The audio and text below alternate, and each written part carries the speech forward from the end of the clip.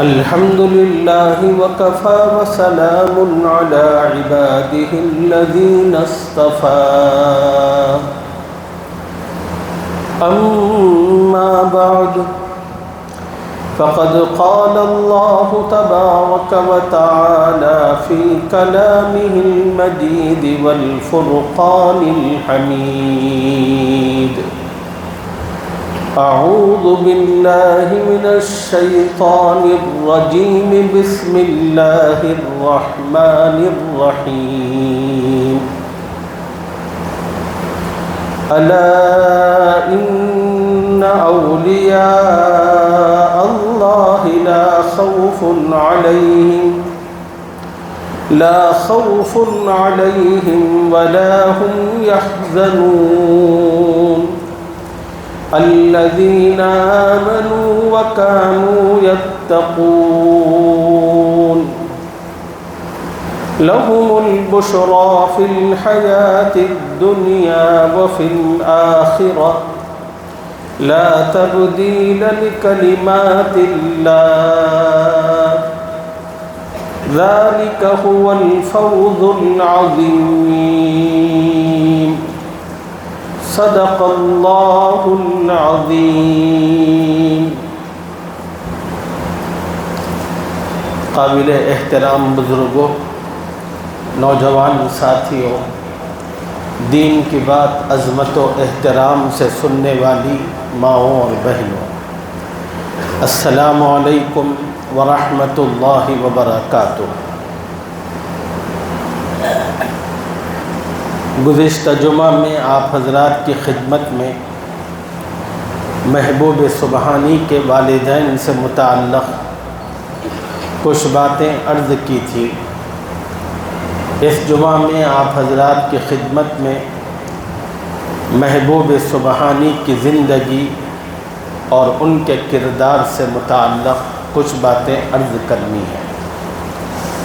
اللہ تعالیٰ سے دعا فرمائیں کہ اللہ تعالیٰ جن باتوں کو میں آپ حضرات کی خدمت میں عرض کرنا چاہتا ہوں، ان باتوں کو اچھے طریقے پر آپ کی خدمت میں رکھنے کی مجھے توفیق عطا فرمائیں۔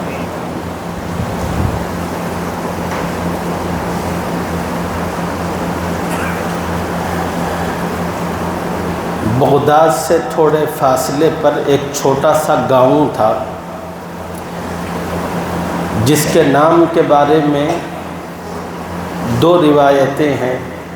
بعض حضرات کہتے ہیں کہ اس کا نام جیلان تھا اور بعض حضرات کہتے ہیں کہ اس کا نام گیلان تھا۔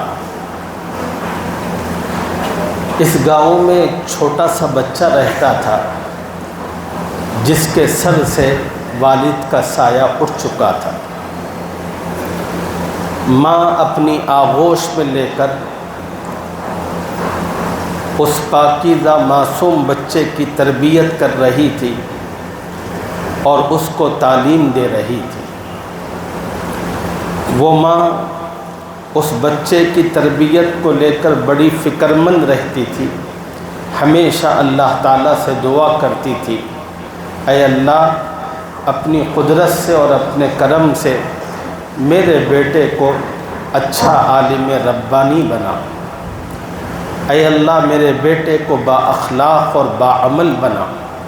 اس قسم کی وہ خاتون دعائیں کرتی تھی۔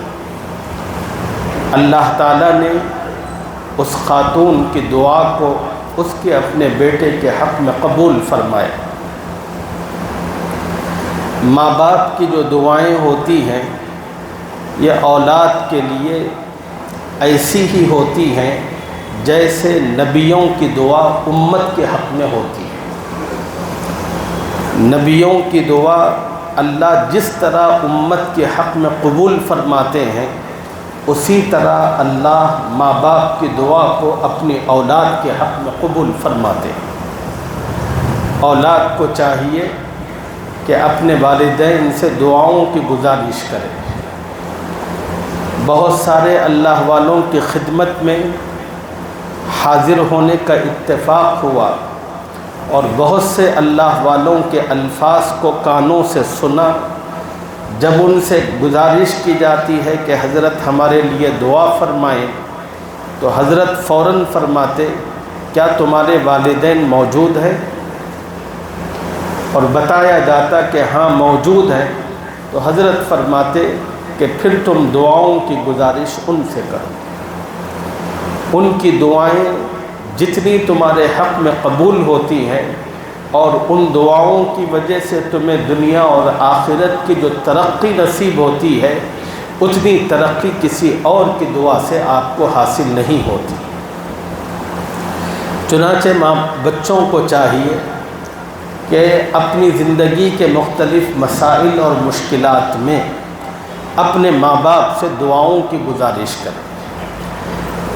یہاں پر رک کر ایک اور بات آپ کی خدمت میں عرض کرنا چاہتا ہوں۔ ایک ہوتا ہے دعاؤں کی گزارش کرنا اور دوسرا ہوتا ہے دعا کے قابل بننا۔ دعا کی گزارش یہ ہے کہ بچہ اپنے ماں باپ سے کہے کہ میرا یہ کام ہے، امی میں یہ کر رہا ہوں، بابا میں یہ کر رہا ہوں، آپ میرے لیے دعا فرمائیں۔ ایک تو یہ ہے۔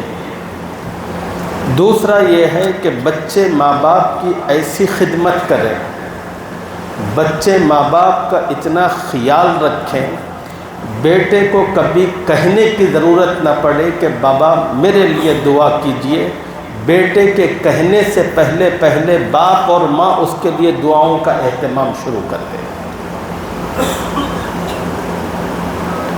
دعاؤں کے قابل بننے کی بہت سخت ترین ضرورت ہے۔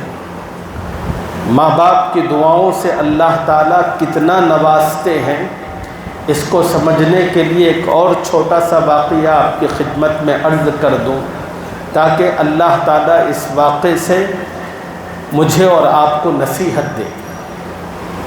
امام بخاری رحمہ اللہ کا نام آپ نے سنا ہوگا، جنہوں نے بخاری شریف مرتب فرمائی ہے،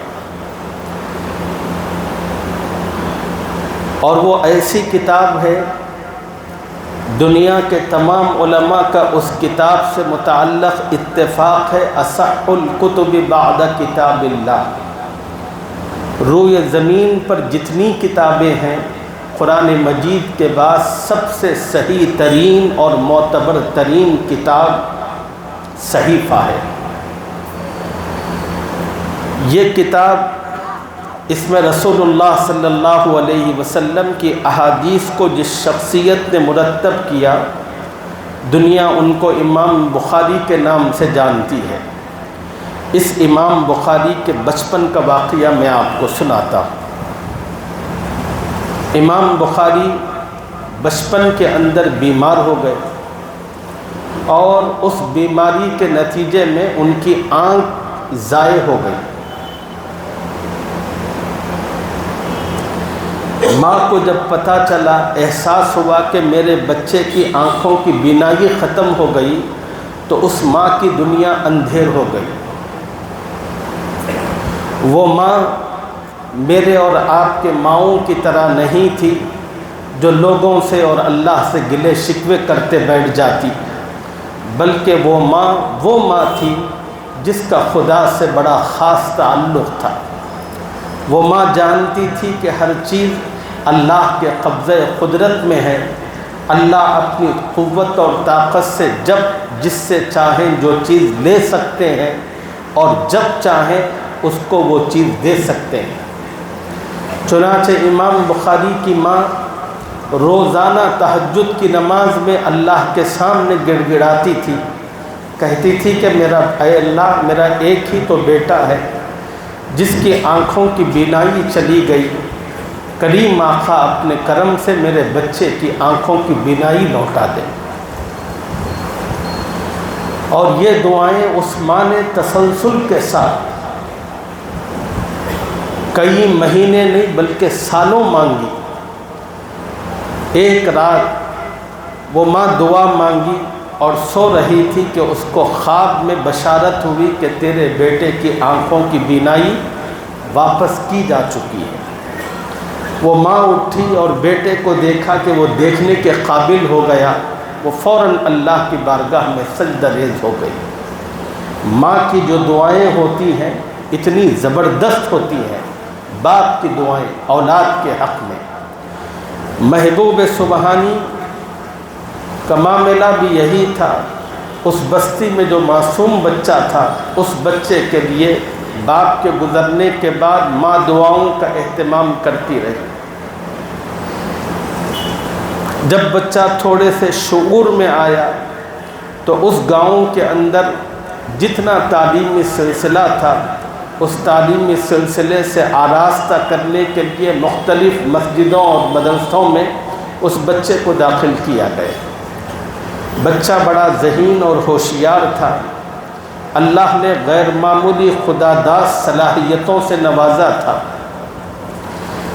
چند سالوں کے اندر جتنی تعلیم اس بستی کے مدرسوں اور مسجدوں میں تھی، اس بچے نے اس پوری تعلیم کو حاصل کر لیا۔ اس تعلیم کو حاصل کرنے کے بعد تعلیم کا نشہ ایسا چڑھا، بچہ بے خود اور بے کل ہونے لگا کہ میں بغداد جاؤں، جو اس دور میں مسلمانوں کا دارالخلافہ تھا۔ یہاں پر بڑے بڑے علماء اور مدرسے موجود تھے، دنیا کے چہار طرف سے لوگ وہاں پہنچ کر اپنے علم کی پیاس بجھایا کرتے تھے۔ چنانچہ اس بچے نے بھی بغداد جانے کی تمنا اپنے دل میں پالی اور اپنی ماں سے ڈرتے ڈرتے بڑے ادب سے کہا کہ ماں، اس علم کو حاصل کرنے کے بعد علم کی پیاس اتنی مجھ میں بڑی ہے کہ اماں میں مزید علم حاصل کرنے کے لیے بغداد جانا چاہتا ہوں، آپ کی اجازت درکار ہے، اگر آپ اجازت دیں تو آپ کا بڑا احسان ہوگا۔ ماں نے اپنے بیٹے کو دل پر پتھر رکھ کر اجازت دی۔ اس دور کے اندر سفر انڈیویجول نہیں ہوتا تھا، اس لیے کہ راستے پرامن نہیں تھے، سفر جو ہوتا تھا وہ قافلوں کی شکل میں ہوتا تھا۔ چنانچہ جب ماں سے اجازت ملی تو محبوب سبحانی معلومات کرنے پر لگ گئے کہ ہمارے گاؤں سے گزرتے ہوئے بغداد جانے والا قافلہ کب آئے گا، اور جب آپ کو تاریخ وغیرہ کا پتہ چلا تو آپ نے آ کر ماں کو بتایا۔ ماں نے اپنے اس معصوم بچے کے لیے تیاری کا اہتمام کیا، اور جو کچھ اس ماں کے پاس ہوتا تھا ماں نے وہ سب کچھ کیا، اور تیاری کے اندر اور بیٹے کے سفر خرچ اور وہاں کی تعلیمی معاملات میں سہولت کے لیے 40 دینار دیے۔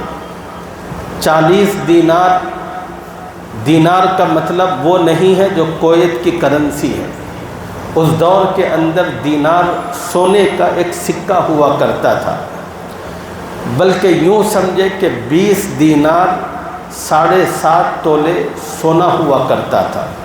40 دینار کا مطلب تقریباً 15 تولے سونا تھا، جو محبوب سبحانی کی والدہ نے اپنے بیٹے کے حوالے کیا تھا۔ اس کے بغل کے نیچے اچکن میں رکھ کر اس کو سی دیا تھا، اور بیٹے سے تاکید کی تھی کہ بیٹا جب تم بغداد جانا تو وہاں پر ان پیسوں کا استعمال کرنا۔ اور جب رخصتی کا وقت آیا تو بیٹا اور ماں دونوں آبدیدہ ہوئے۔ بیٹے نے ماں سے کہا کہ اماں کچھ نصیحت فرمائیے۔ ماں نے ڈبڈباتی آنکھوں کے ساتھ ٹوٹے اور بکھرے لہجے میں اپنے بیٹے سے کہا کہ بیٹا شاید اب میری اور تمہاری ملاقات قیامت کے دن، اب تم جا رہے ہو تو میں تمہیں 2 باتوں کی نصیحت کرتی ہوں۔ ایک، اللہ کے احکامات کی ہمیشہ پابندی کرنا۔ دوسری نصیحت یہ ہے کہ بیٹا زندگی میں وقت کیسا بھی کیوں نہ ہو کبھی جھوٹ مت بولنا۔ ماں ان نصیحتوں کے ساتھ اپنے لخت جگر کو اپنے سینے سے بھینچ کر اس کو الوداع کیا۔ بچہ اس قافلے کے ساتھ علم کی پیاس بجھانے کے لیے بغداد کے سفر پر روانہ ہوا۔ وہ قافلہ چلتے چلتے ہمدان تک تو خیر و عافیت سے پہنچا۔ وہاں سے جب آگے بڑھا ڈاکوؤں کی ایک بہت بڑی جماعت نے اس قافلے کو گھیر لیا اور سب نے اپنی اپنی بندوقیں تان لی اور قافلے والوں کو دھمکاتے ہوئے کہا کہ اگر لڑو گے تو گولیاں مار کر ختم کر دیں گے، اور اگر جان کی امان چاہتے ہو تو جتنا پیسہ روپیہ سامان تم لوگوں کے پاس ہے وہ ہمارے حوالے کرو۔ قافلے والوں نے بھی دیکھا کہ ڈاکوؤں کی تعداد بہت ہے اور ہم بڑے مختصر ہیں اور ہم باوجود کوشش کے ان کا مقابلہ نہیں کر سکتے، تو انہوں نے ہتھیار ڈال دے، جو کچھ سامان جس کسی کے پاس تھا وہ ڈاکوؤں کے حوالے کرنے لگا۔ ڈاکو ہر آدمی سے اس کا سامان پوچھتے اور ضبط کرتے، اور انہی قافلے کے اندر بالکل ایک ایسا نوجوان تھا جو ابھی ابھی جوانی کی دہلیز پر قدم رکھ رہا تھا، جس کی جوانی پھوٹ رہی تھی۔ ایک ڈاکو نے پوچھا کہ اے بچے بتاؤ تمہارے پاس کیا ہے؟ اس بچے نے کہا کہ میرے پاس 40 دینار ہیں۔ وہ ڈاکو ہنسنے لگا، کہنے لگا کہ بچہ بڑا اچھا مذاق کرتا ہے، چلا گیا۔ کچھ دیر کے بعد ایک اور ڈاکو آیا، اس نے بھی اس نوجوان سے پوچھا کہ تمہارے پاس کیا ہے؟ تو اس نے کہا کہ میرے پاس 40 دینار ہے۔ اتنے میں سب کا سامان اکٹھا کیا گیا اور ان ڈاکوؤں کا جو سردار تھا وہ پہاڑ کی چوٹی پر بیٹھا تھا، اور سب ڈاکو سامان لے جا کر سردار کے پاس رکھ کر اس کو گننے لگے۔ تو سردار نے ڈاکوؤں سے پوچھا کہ بھئی سب کا سامان آ گیا؟ تو 2 ڈاکوؤں نے کہا کہ ہاں سب کا تو آ گیا، مگر ایک نوجوان ہے، جب ہم اس سے پوچھتے ہیں کہ تیرے پاس کیا ہے تو وہ کہتا ہے کہ 40 دینار ہے، اور کہنے لگے کہ ہمیں تو مذاق لگتا ہے۔ اس سردار نے کہا کہ اس بچے کو بلا کر لاؤ۔ چنانچہ آپ کو سردار کے سامنے پیش کیا گیا۔ سردار نے پوچھا کہ بچے بتاؤ تمہارے پاس کیا ہے؟ محبوب سبحانی نے کہا کہ 40 دینار ہے۔ سردار نے اپنے ڈاکوؤں کو حکم دیا کہ اس بچے کی تلاشی لی جائے۔ تلاشی لی گئی تو پیسے نہیں ملے۔ ڈاکوؤں کا سردار برہم ہوا، کہنے لگا کہ ہم سے مذاق کرتے ہو، غلط بیانی اور جھوٹ سے کام لیتے ہو، بس جھوٹ کا لفظ سننا تھا۔ محبوب سبحانی تڑپ گئے، کہنے لگے کہ نہیں میرے پاس واقعی 40 دینار موجود ہے۔ تو سردار نے پوچھا کہ کہاں ہیں؟ تو محبوب سبحانی نے بتایا کہ بغل کے نیچے اشکن میں میری ماں نے سی کر رکھے ہیں۔ چنانچہ اس کو کھولا گیا، دیکھا گیا تو 40 دینار موجود تھے۔ اس معصوم بچے کی صداقت اور سچائی سے سردار بڑا متاثر ہوا۔ اس بچے سے پوچھنے لگا کہ بیٹا تمہارے پیسے ایسی جگہ چھپ کر موجود تھے، باوجود ہمیں تلاش کے نہیں ملے، اور تم چاہتے تو آسانی کے ساتھ اپنے پیسوں کو بچا کر آگے بڑھ سکتے تھے، لیکن تم نے سچائی کے ساتھ ہمارے سامنے معاملہ کیوں رکھا؟ تو اس معصوم بچے نے کہا کہ دیکھو میں علم حاصل کرنے کے لیے اس قافلے کے ساتھ ہوا ہوں۔ جب میں گھر سے اپنی ماں سے جدا ہو رہا تھا تو ماں نے مجھے نصیحت کے طور پر کہا تھا کہ بیٹا زندگی میں کبھی جھوٹ مت بولنا۔ میں نے وعدہ کیا اور مجھے شرم محسوس ہوئی، چھوٹے سے پیسوں کو بچانے کے لیے میں اپنے ماں سے کیے ہوئے وعدے کی خلاف ورزی کروں۔ ادھر محبوب سبحانی یہ کہہ رہے تھے، ان جملوں کا اتنا اثر اس سردار پر مرتب ہوا۔ سردار اپنے آپ کو سوچتے ہوئے کہنے لگا، ندامت و شرمندگی میں ڈوب کر ہائے افسوس، ایک معصوم سا بچہ ہے جو اپنے ماں سے کیے ہوئے وعدے کا اتنا پاس و لحاظ رکھ رہا ہے، اور میں اتنا بوڑھا ہو کر بھی آج تک اللہ سے وعدے کا کوئی پاس و لحاظ نہیں رکھا۔ اللہ کو راضی اور خوش کرنے کی میں نے کوئی کوشش نہیں کی۔ اور پھر اس نے اسی ندامت کے ساتھ محبوب سبحانی کے ہاتھ پر توبہ کی، اور اس کو توبہ کرتے ہوئے تمام ڈاکوؤں نے دیکھا۔ تو سردار نے ڈاکوؤں سے کہا کہ سنو، اب میرا ارادہ بدل چکا ہے، جتنے قافلے والوں کا سامان میں نے لیا ہے وہ سب کا سب سامان میں انہیں واپس لوٹانا چاہتا ہوں۔ تو باقی ڈاکوؤں نے کہا کہ سردار، چوری اور ڈاکے کے معاملے میں آپ ہمارے سردار، آپ توبہ کر رہے ہیں تو اس معاملے میں بھی ہم آپ کے ساتھ ہیں۔ چنانچہ ان تمام ڈاکوؤں نے بھی توبہ کی، اور تاریخ کی کتابوں میں لکھا ہے کہ اللہ تعالیٰ نے اس دور کے اولیاء میں ان تمام ڈاکوؤں کو شامل فرمایا۔ یہ محبوب سبحانی کا کردار ہے اور ان کی زندگی کی حقیقت ہے۔ محبوب سبحانی بغداد پہنچے اور وہاں پر انہوں نے تقریباً 25 سال تک رہ کر علم دین حاصل کیا، دینی علم بھی حاصل کیا، تصوف اور روحانی علم بھی حاصل کیا۔ اس علم کے حصول میں بے انتہا تکلیفیں، سختیاں اور مشقتیں برداشت کی۔ محبوب سبحانی کو چونکہ پیچھے کوئی تھا نہیں، باپ تو پہلے ہی گزر چکا تھا، ماں بیوہ تھی، جو کچھ سرمایہ تھا وہ سب کا سب بیٹے کو سفر کے موقع پر دے دیا تھا۔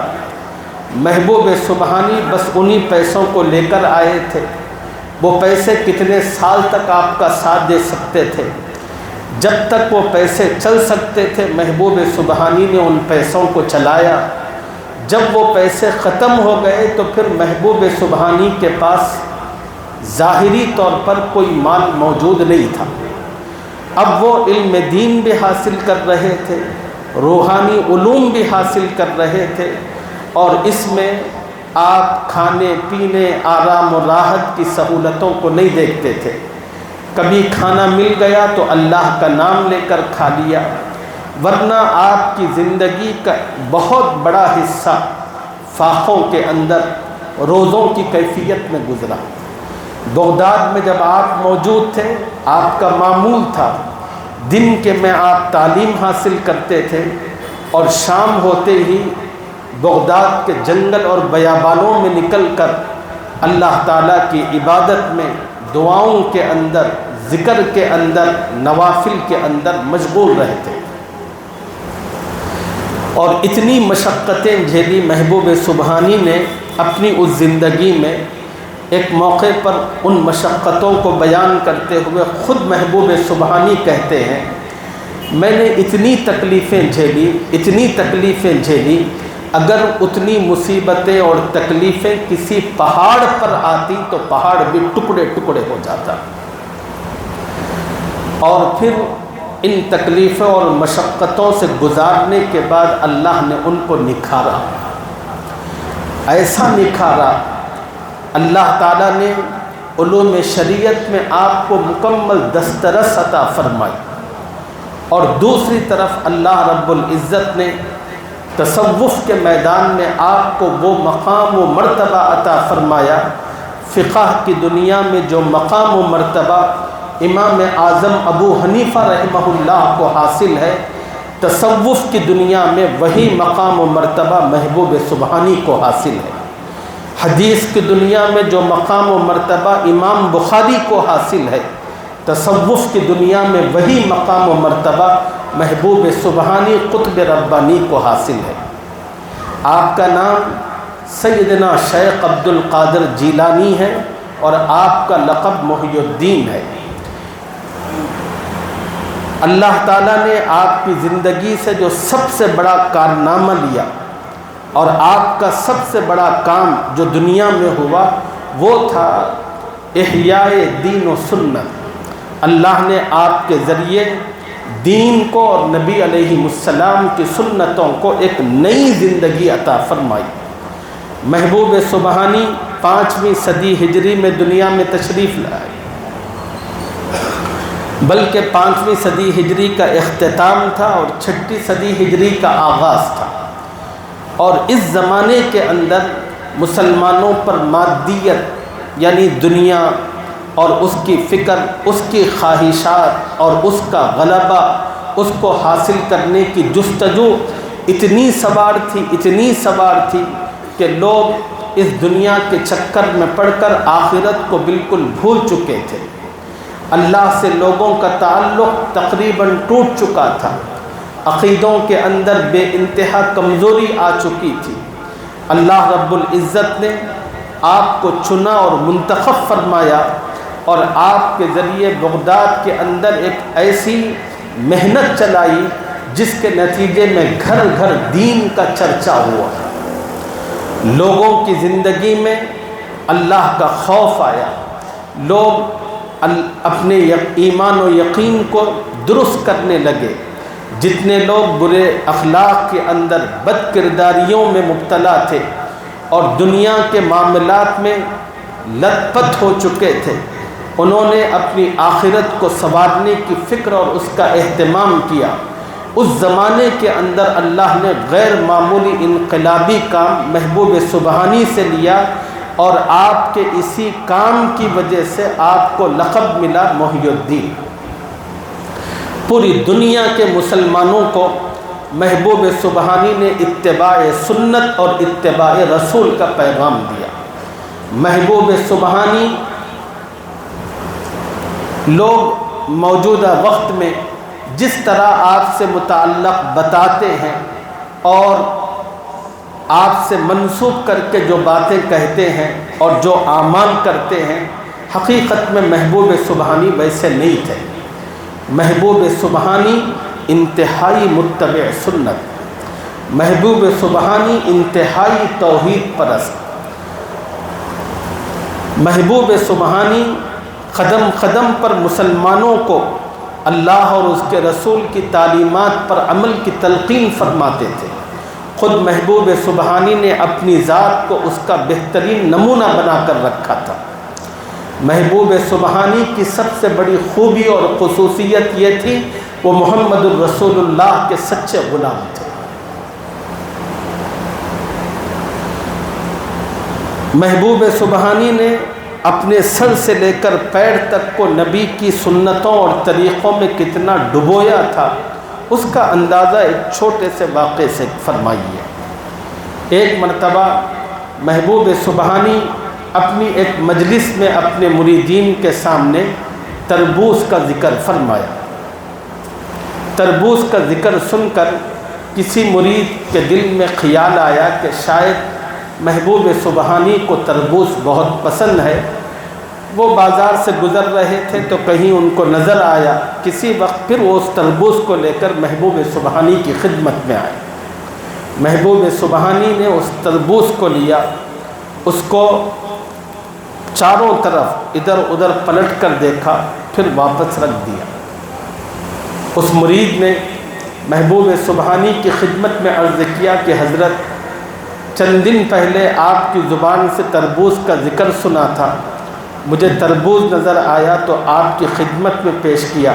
حضرت آپ اس کو تناول کیوں نہیں فرماتے؟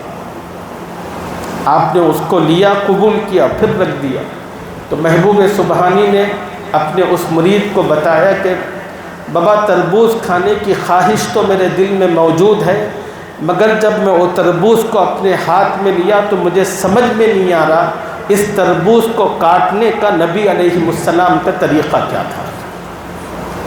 چونکہ نبی کا طریقہ اس معاملے میں کیا ہے یہ میرے سامنے نہیں، اس لیے میں اپنی خواہش کے لیے نبی کے طریقے کے خلاف جا کر کوئی کام کرنا نہیں چاہتا۔ اتنے متبع سنت تھے اور ساری دنیا کو محبوب سبحانی اسی کی دعوت دیتے تھے۔ محبوب سبحانی کا جب نام آتا ہے تو لوگ سمجھتے ہوں گے کہ اللہ والے تھے تو کوئی غریب اور فقیر قسم کے آدمی ہوں گے۔ بے شک ان کا تعلیمی مرحلہ بڑی سختیوں کے ساتھ گزرا، لیکن پھر اللہ نے اس تعلیم کی تکمیل کے بعد آپ کو دین کے اعتبار سے بھی نوازا، دنیا کے اعتبار سے بھی نوازا، اور نوازش اللہ کی آپ پر اتنی ہوئی روزانہ کئی جہاز آپ کے مال لے کر مختلف ممالک جاتے اور پھر ان جہازوں سے کئی جہاز وہاں سے نکل کر آپ کے پاس آتے۔ اتنی دولت اللہ نے آپ کو دی تھی، لیکن اتنی دولت ملنے کے باوجود خدا سے آپ کا تعلق کا عالم کیا تھا وہ سمجھنے سے تعلق رکھتا ہے۔ آج ہم لوگوں کو تھوڑے سے پیسے حاصل ہوں تو سب سے پہلے آدمی اللہ کی نافرمانی جب تک نہیں کرتا اس وقت تک اس کو سکون نہیں آتا۔ ہمارے اپنے سماج میں دیکھیے، جس کسی کی کوئی زمین بکتی ہے، جس کسی کا کوئی گھر بکاتا ہے تو سب سے پہلا کام وہ شادی کا کرتا ہے، اور اس شادی میں سب سے پہلے خدا اور رسول کو ناراض کرنے کی جتنی کوشش ہو سکتی ہے وہ تمام کے تمام طریقوں کو اپناتا ہے۔ لیکن محبوب سبحانی کا معاملہ ایسا نہیں تھا۔ خدا نے اتنی دولت دی تھی، اتنی دولت کہ کتابوں کے اندر لکھا تھا محبوب سبحانی روزانہ جو کپڑے پہنتے تھے وہ کپڑے بادشاہ وقت کے کپڑوں سے زیادہ قیمتی ہوتے تھے۔ بادشاہ وقت کی بھی اتنی مجال نہیں ہوتی تھی اتنی قیمتی کپڑوں کو پہنے۔ اور محبوب سبحانی کی عادت یہ تھی کہ روزانہ ایک نیا جوڑا پہنتے تھے، اور جس جوڑے کو آج پہنا ہے پھر زندگی میں کبھی نہ پہنتے۔ اور آپ کی عادت تھی کہ شام ہونے کے بعد جب اس جوڑے کو اپنے جسم سے نکالتے تو اس کو فقراء اور غریبوں میں تقسیم کر دیا کرتے، اور فقراء اس جوڑے کو بیچ کر اس سے جو پیسے حاصل ہوتے ہیں وہ اپنی اپنی ضرورتوں کی تکمیل کرتے۔ محبوب سبحانی اعمال سے متعلق کہتے ہیں، میں نے تمام اعمال کا جائزہ لے کر دیکھا، لیکن تمام اعمال میں سب سے زیادہ پسند مجھے جو عمل ہے وہ ہے لوگوں کو کھانا کھلانا۔ محبوب سبحانی کہتے تھے کاش اللہ مجھے استطاعت دیتا تو پھر میں تمام کے تمام بھوکوں اور غریبوں کو ہمیشہ کھانا کھلایا کرتا۔ چنانچہ آپ کے پاس مستقل لنگر لگے کرتے تھے اور ہزاروں کی تعداد میں لوگ کھانا کھایا کرتے تھے۔ اتنی دنیا کے باوجود محبوب سبحانی کی توجہ کبھی اللہ سے غافل نہیں ہوئی۔ ایک واقعہ کتابوں میں لکھا ہے کہ ایک مرتبہ محبوب سبحانی نصیحت فرما رہے تھے، آپ کا ایک خاص مرید آیا اور آ کر درمیان میں آپ کے کان میں کچھ کہا۔ محبوب سبحانی نے اس کو سنا، سننے کے بعد الحمدللہ کہا، پھر اپنی بات جاری رکھی۔ کچھ دیر گزری، پھر وہ خاص مرید آیا، اس نے پھر محبوب سبحانی کے کان میں ہلکے سے کچھ کہا۔ محبوب سبحانی کچھ لمحہ خاموش رہے، پھر الحمدللہ کہا۔ جب تقریر ختم ہو گئی، کچھ خاص مریدین نے محبوب سبحانی سے کہا کہ حضرت کیا بات ہے کہ آج آپ جب تقریر فرما رہے تھے آپ کے ایک خاص مرید نے 2 مرتبہ آپ کے کان میں آ کر کچھ کہا، اور دونوں مرتبہ آپ کچھ دیر خاموش رہ کر الحمدللہ الحمدللہ کہا۔ حضرت اس کے پیچھے کیا راز ہے، اس کی حقیقت کیا ہے؟ تو محبوب سبحانی نے کہا کہ پہلی مرتبہ میرے خادم خاص نے آ کر مجھے کہا کہ حضرت ہمارا مال جس جہاز کے اندر کروڑوں کی تعداد میں دوسرے ملک کو جا رہا تھا، ابھی اطلاع ملی کہ وہ جہاز ڈوب چکا ہے۔ محبوب سبحانی کہتے ہیں کہ اس خبر کو سننے کے بعد میں نے اپنے دل کو دیکھا، اس خبر کو سننے کے بعد میرے دل پر اس کا اثر کیا ہے؟ تو میں نے دیکھا کہ اس خبر کو سننے کے باوجود میرے دل پر اس کا رتی برابر اثر نہ ہوا، میرا دل اللہ کی یاد میں برابر لگا ہوا تھا۔ میں اپنے دل کی اس کیفیت کو دیکھ کر الحمدللہ کہا کہ اے اللہ تیرا شکر ہے۔